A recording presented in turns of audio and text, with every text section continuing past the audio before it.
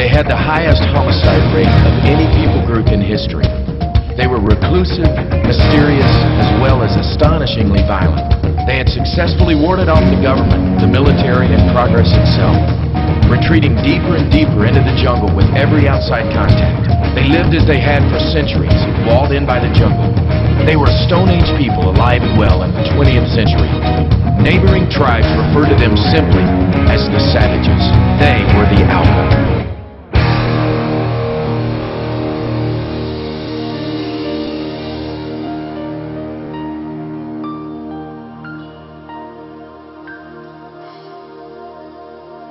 They were young. They were smart. They had bright futures in many different fields. They were the movers and shakers of their time. They were adventurers. 5 men, passionate and obedient for the sake of the call of God.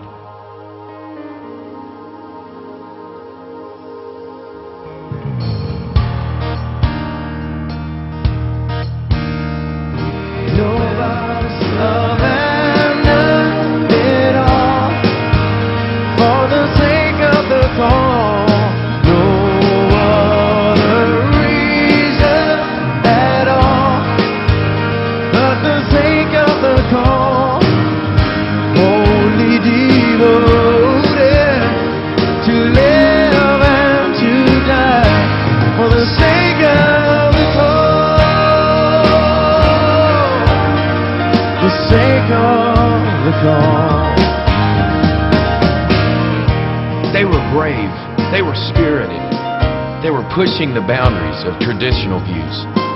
They were innovators and pioneers of their time. They were adventurers, 5 women passionate, obedient for the sake of the call of God. So the team of Operation Alpha people was in darkness, people that had never been introduced to their Creator. No one had ever brought them the good news of God's love. They had to be told before it was too late. The missionary team felt this was the reason they were alive. So the team of Operation Alpha was born, and time was of the essence. The oil companies were weary of struggling with the indigenous peoples who stood in the way of their oil. The government was embarrassed because they couldn't control their citizens, and the tribe was in jeopardy at their own hands due to intertribal warfare. They knew that others had gone before them, unsuccessfully. It's no small thing to try and bridge the 20th century and the Stone Age, wrote Nate Saint. They knew they had a lot to lose. But he is no fool who gives what he cannot keep to gain that which he cannot lose. So in the fall of 1955, just before the flood season began, the missionary team realized they had a window of time. They stepped through it.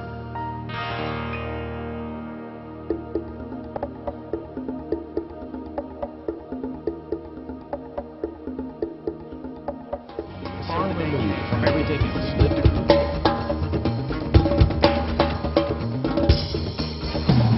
The overtures of friendship had been successful, and the missionaries made the first known peaceful contact between the feared Alkas and the outside world, complete with peanut butter sandwiches, insect repellent, and an airplane ride. Their moment had arrived.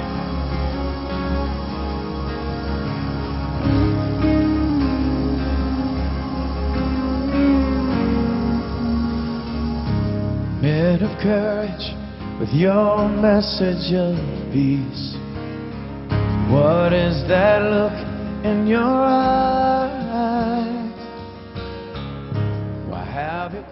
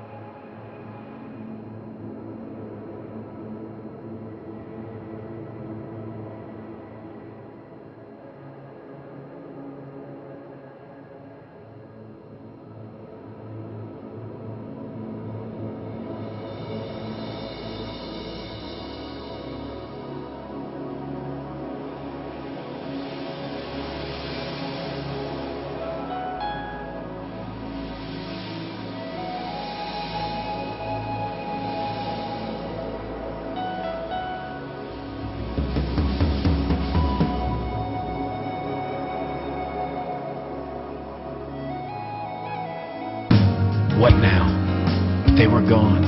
But why? It seemed like such a waste. 5 young men, their whole lives ahead of them, their young families by their sides. Where was God when the spears went in? Where was God when the bodies were dumped in the river?